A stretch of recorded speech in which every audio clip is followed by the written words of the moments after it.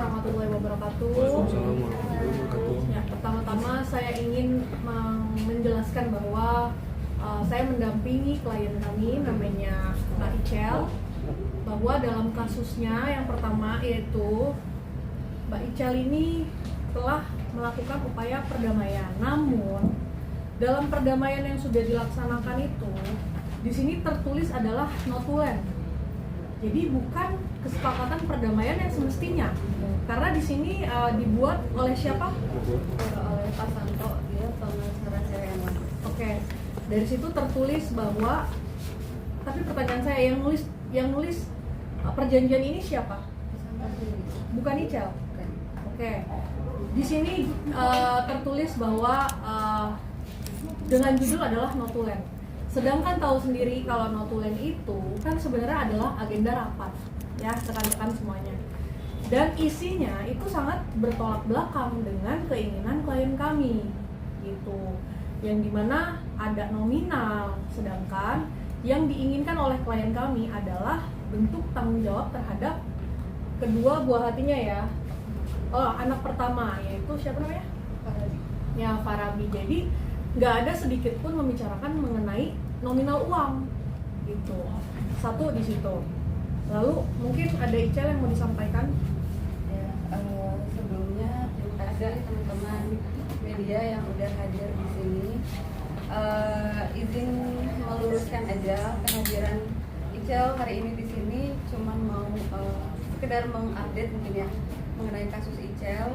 Jadi per tanggal 3 Juli 2026 kemarin, Icel telah melakukan mediasi damai dengan Anres, didampingi kuasa hukum masing-masing. Pada saat perdamaian ini juga dilakukan bukan di Polda Metro ya, melainkan di sebuah coffee shop di daerah Lebak Bulus. Dan juga saat pertemuan ini juga didampingi oleh 3 penyidik dari Poldanya langsung. Oke, yang mau Icel sampaikan sebenarnya ada beberapa kejanggalan saat pertemuan itu. Yang pertama, pembuatan notulen ini dibuat ada beberapa poin yang tidak disampaikan semestinya oleh pengacara saya yang lama. Dan notulen ini juga dibuat pada saat Icel sendiri lagi ke toilet. Jadi ini ditulis tangan ya teman-teman, ditulis tangan. Jadi pas Icel ke toilet, pas udah kembali notulen ini sudah jadi. Yang Icel permasalahkan adalah di sini poin yang tidak disampaikan tadi, dan yang kedua adanya nominal sebesar 3 juta yang tidak disetujui, maksudnya tanpa persetujuan Icel. Kenapa tanpa persetujuan? Ya tadi itu karena Icel lagi ke toilet, tiba-tiba pas kembali sudah ada notulen ini dan diminta oleh Pak Santo untuk tanda tangan. Di situ sebetulnya saya tidak diam aja, saya juga sempat bilang ke Pak Santo, Pak ini kenapa kayak gini, kenapa ada nominal 3 juta? Icel dari awal nggak pernah minta nominal, Icel cuma minta pertanggungjawabannya Anres sebagai ayah itu untuk pendidikan, untuk kesehatan, bahkan seluruh penghidupan Farabi sampai dia besar nanti. Dan yang saya minta juga hadirnya Anres gitu ya sebagai selaku ayah dari Farabi yang memang hadir secara konsisten, bukan di saat ketika Anres mau dia hadir gitu. Kalau misalkan dia kemauannya tidak dituruti, dia bisa menghilang begitu aja. Kalau ditanya, kesepakatan ini juga tidak disetujui oleh Bang Pablo sama Kare. Selaku kuasa hukum juga. Ya, jadi selaku kuasa hukum Icel. Jadi Pak Santo mengambil langkah atau kewenangan sendiri. Katanya notulen ini sudah dalam kewenangan dia. Jadi makanya Icel tanda tangan di sini itu karena percaya penuh kepada Pak Santo.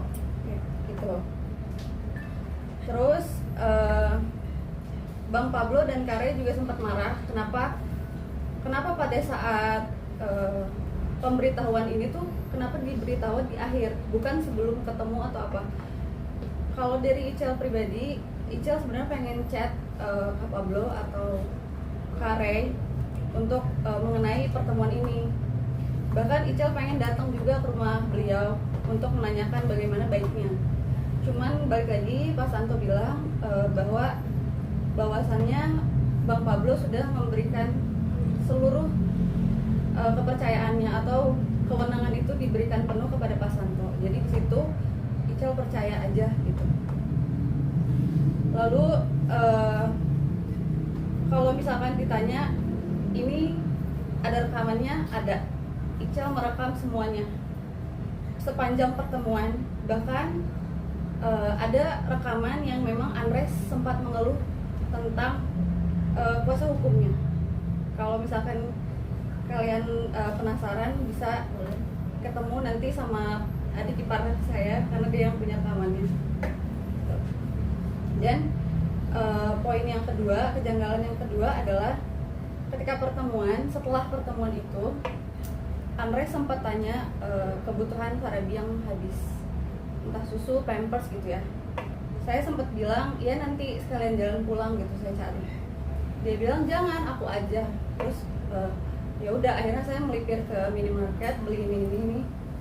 Habis sekitar 914.400. Dia gantilah 915.000.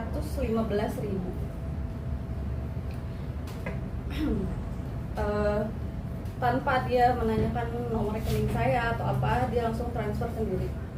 Yang jadi kejanggalannya adalah berarti selama ini dia masih menyimpan nomor rekening saya. Kenapa pada saat saya masih hamil, pada saat kita tidak berkomunikasi, kok nggak ada sih sedikit pun gitu tanggung jawab? Ya, jangan nanya deh ya kalau misalkan tiba-tiba transfer kayak atau apa kan bisa ya. Cuman ini nggak ada inisiatif sama sekali. Waktu pas pertemuan Icel tanyakan itu, dia cuma bilangnya ya mau kirim kemana. Pada buktinya, pada kenyataannya dia punya nomor rekening saya. Terus juga di sini Icel ada nggak suka dari statementnya Andres yang terakhir banget, bahwa dia mengklaim dia sudah tanggung jawab. Kalau misalkan uang 915.000 itu dia bilang atau dia mengklaim itu adalah sebuah tanggung jawab, Icel dengan senang sukarela akan mengganti.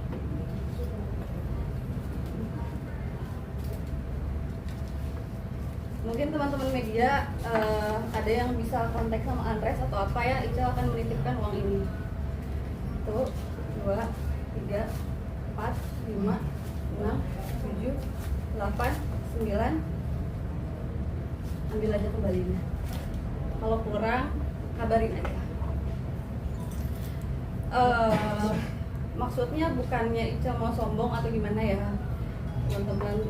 Icel cuma minta Andres itu adil, datang atau hadir sebagai ayah tuh memang benar-benar tulus gitu, bukan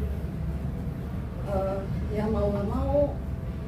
Kalau dia ada keinginan baru dia mau hadir, kalau keinginannya tidak terpenuhi dia akan menghilang gitu. Seperti setelah pertemuan itu dia sempat ajak ketemu aku sama Farabi berdua, jadi kita jalan bertiga. Saya bilang untuk saat ini karena notulen tadi belum resmi dan belum selesai lah, kan itu masih bentuk draft ya. Icel bilang kita nggak bisa ketemu dulu. Kenapa? Karena Icel masih menghargai proses hukum yang masih berjalan kan, dan juga nggak etis gitu di mata publik atau di mata hukum kalau misalkan Icel masih berkeliaran kayak keluarga gitu layaknya, padahal hukumnya masih berjalan. Dia nggak mengerti, dia cuman nganggap kalau saya tuh membatasi pertemuan, saya menghalangi pertemuan dia antara dia dan anaknya. Padahal tujuan saya bukan itu, sama sekali bukan. Saya cuma mau dia memenuhi tanggung jawabnya sebagai ayah terhadap Farabi. Jangan pikirin saya masih punya tangan, saya masih punya kaki. saya masih bisa cari uang sendiri, saya masih bisa kerja. Uang 900.000 ini sudah saya kembalikan. Jadi jangan mengklaim lagi seolah-olah kamu sudah bertanggung jawab sepenuhnya dibandingkan apa yang sudah saya lakukan selama ini. Dari usia kandungan 0 bulan sampai sekarang Pak Rabi udah setengah tahun, sudah 6 bulan. Dan yang saya dengar, Andres juga ingin melaporkan saya terkait ITE terhadap konten-konten saya. Silakan aja, saya akan kooperatif. Dan juga saya rela kalau misalkan harus dipenjara apabila itu memenuhi tanggung jawab anak saya, hak-hak dia sebagai anak. Bahkan saya rela mati untuk dia. Sebagai penutup, mungkin untuk Andres, kamu adalah seorang public figure yang mana orang-orang akan melihat atau mencontoh kamu. Saya harap jangan ada manipulatif lagi atau playing victim lagi. Saya selama ini tidak pernah menjelekkan kamu. Saya hanya menceritakan apa yang saya alami selama ini. Kalau itu membuat ceritanya menjadi jelek atau memframing kamu menjadi jelek, saya rasa salahkan sifat dan kelakuan kamu, bukan cerita saya. Saya juga nggak ada berkewajiban untuk menjaga citra seseorang karena perlakuannya sendiri. Dan mungkin nggak usah bawa-bawa Allah ya, karena saya rasa perbuatan kita pun tidak disukai Allah gitu. Dan dimohon kepada seluruh teman-teman atau netizen yang melihat dan menonton ini, saya harap juga untuk tidak membuli beliau, karena bagaimanapun Andres adalah ayah dari anak saya. Terima kasih. Mungkin ada pertanyaan dari rekan-rekan wartawan. Oke, Cel, untuk poin kan sudah damai ya. Untuk poin Ini perdamaian yang sebenarnya tidak diinginkan oleh klien kami. Jadi dari judulnya adalah No to Land, tapi isinya adalah kesepakatan, menyepakati di mana poin-poinnya. Ini bukan Icel yang tulis.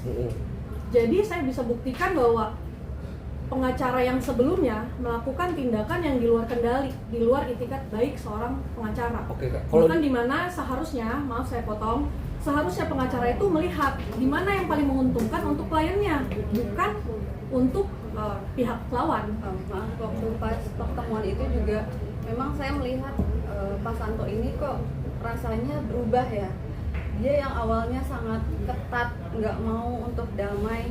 Bahkan dia pernah bilang 100 juta untuk damai pun jangan, dia bilang. Tiba-tiba pada hari itu dia berubah pikiran, entah ada angin apa, dia langsung kayak udah nggak apa-apa, kita ikutin aja, kita kan undangan kayak gitu. Terus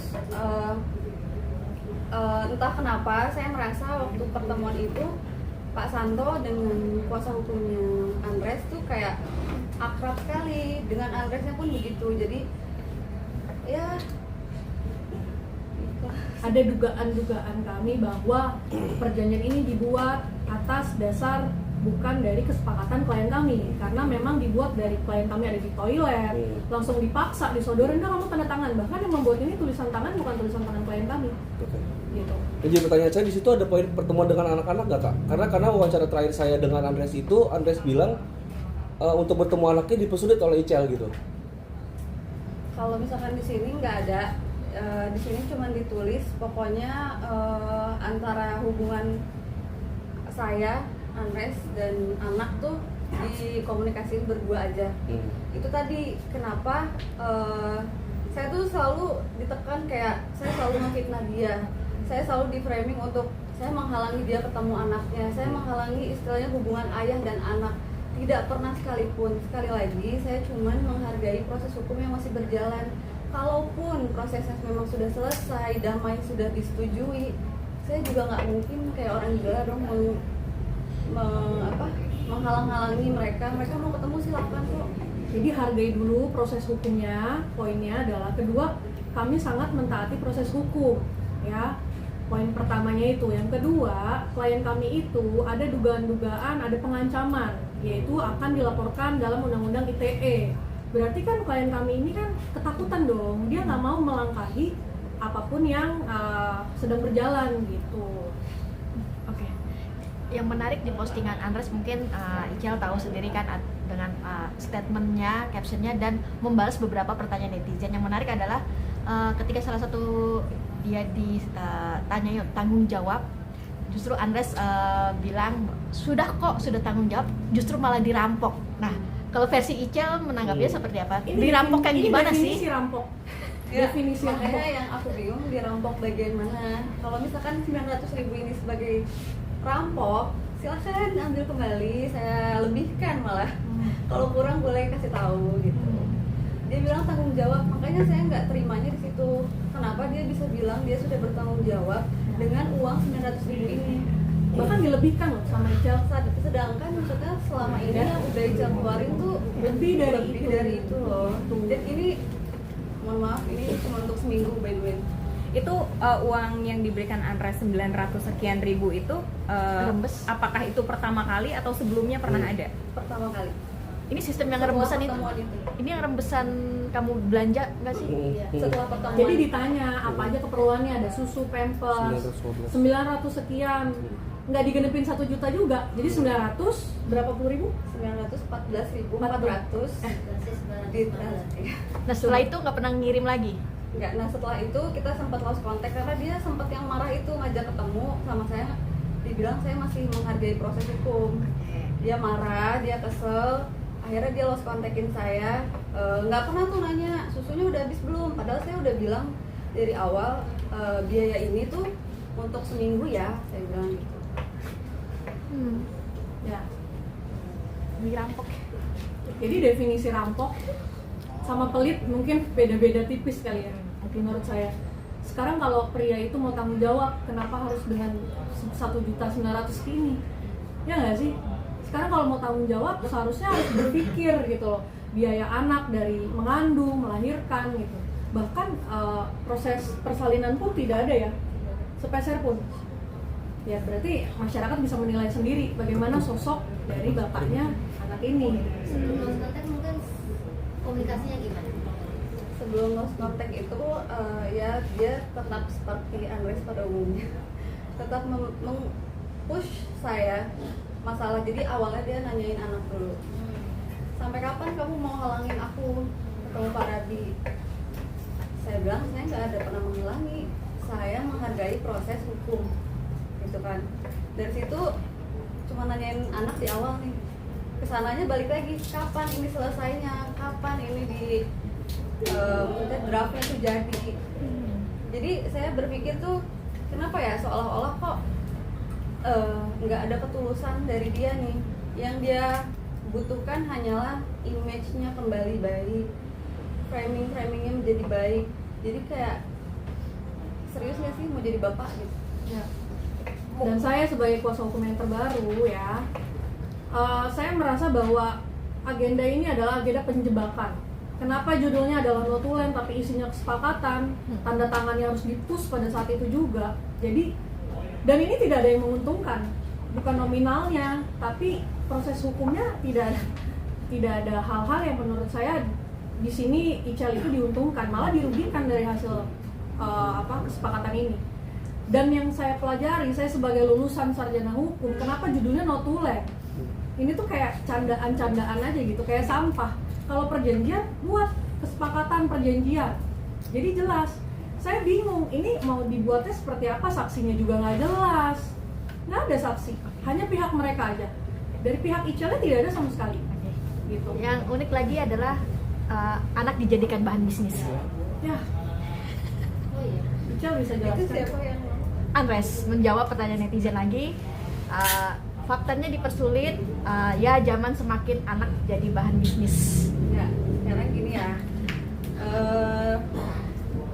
sekarang kan kondisi saya kan seorang single mom, saya mencari uang dari mana lagi? Saya bukan berniat untuk menjual atau mengekspos anak saya ke sebuah konten atau ke sebuah apapun. Pada kenyataannya memang brand yang datang ke saya untuk Kak boleh nggak konten bersama anak, botol susu, beberapa botol susu saya kontenin bersama anak, itu pun tidak memperlihatkan wajah anak saya. Saya dapat uang itu untuk apa? Beli susu, beli pampers. Karena apa? Karena nafkah dari dia mana? Untuk laporan yang di polisi udah dicabut atau gimana? Proses masih berjalan. Jadi memang permasalahannya itu bermuara dari sini ya. Jadi ini entah dibuat untuk apa, untuk pengalihan apapun atau melarikan diri dari upaya-upaya hukum, ya kan? Saya bisa lihat di sini bahwa ada upaya-upaya di mana kliennya sendiri loh. Jadi mantan pengacaranya yang sebelumnya tidak sangat menguntungkan kliennya.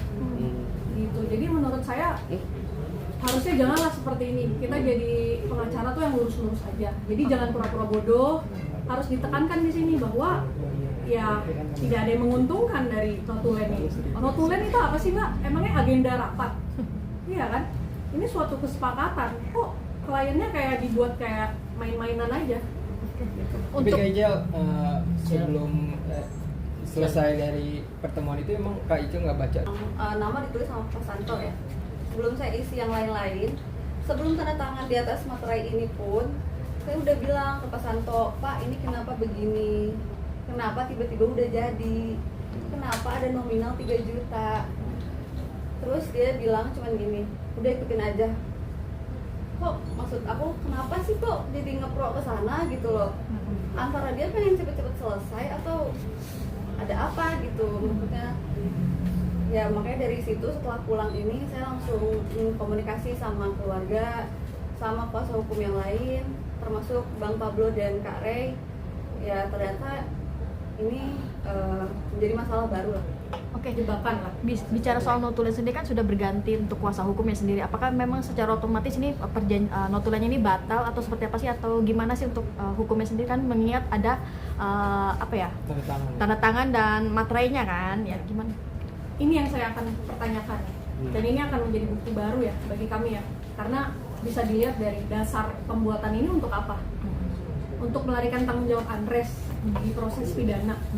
Karena di sini ada tulisannya terkait masalah hukum di kepolisian di Polda diselesaikan oleh pihak Andres terlapor. Sedangkan dari awal komunikasi dibangun, Ichel selalu bilang kita hargai proses hukum. Jadi bukan berarti proses hukumnya tuh henti. Tapi di sini ditulis seakan-akan Ichel itu ya damai gitu aja. Itu loh Mbak. Sedangkan tahu sendiri Ichel tuh nggak mau uang 3 juta ini. Ichel masih sehat, walafiat, lahiran sendiri, kurang apa gitu sebagai perempuan ya. Tapi paling tidak pria ini harus sadar diri lah. Bener nggak? Dia udah buat anak, tapi dia perkara uang 900.000 dia bilang apa? Rampok. Itu kan secara logika nalurinya di mana? Gitu. Sedangkan dia harusnya lihat dong tumbuh kembang anaknya lagi sakit, peduli atau enggak, itu sih. Kalau 3 juta itu ditulisnya untuk apa Kak? Biaya tanggung jawab Tadinya biaya untuk per bulan. Cuman ya itu tadi itu nggak Ini disepakati bukan sama biaya ya, ini lebih ke uang 3 juta ini karena diasuh oleh pihak kedua, yaitu ibunya. Emangnya anak ini sebagai barang titipan gitu loh. Dari sini aja banyak pernyataan-pernyataan yang lucu. Jadi ini saya bingung yang nulis ini paham hukum atau enggak. Kadang saya bingungnya kok pengacara bisa-bisanya main dua kaki, ini menurut saya seperti itu ya. Dugaan saya. Jadi kenapa sih harus seperti itu? Kalaupun mau damai, kenapa harus dipertemukan langsung tanda tangan? Proses pengadilan aja ada mediasi pertama, mediasi kedua, ya nggak? Agar apa? Pihak pertama dan kedua tuh menemui titik temunya. Kalau seperti ini kan kayak suatu kesengajaan gitu, demi menguntungkan salah satu pihak. Cel, mungkin selain uang yang ingin dikembalikan sama tanggung jawab, apalagi sih Cel yang Cel mau Cel? Atau yang pertama, yang kedua, Kadina ini ke depan mungkin rencananya seperti apa nanti? Oh, kita akan lanjut proses hukum. Mungkin di pertanyaan pertama Ichel bisa jawab. Yang pertama ya tadi sih sebetulnya memang dari awal itu nggak butuh nominal atau angka ya. Bukannya munafik, tapi Ica butuh dia sebagai ayah benar-benar hadir, sebagai ayah yang bertanggung jawab, yang adil untuk pendidikannya, untuk segala kebutuhan dasar hidup Farabi gitu. Selagi dia masih kecil sekarang sampai nanti dia besar, itu aja sih. Jadi segala kebutuhan pengennya dia tahu nih apa gitu. Bukan bukan dalam bentuk nominal. Enggak berarti itu sebagai bukti baru ya kan nantinya? Iya.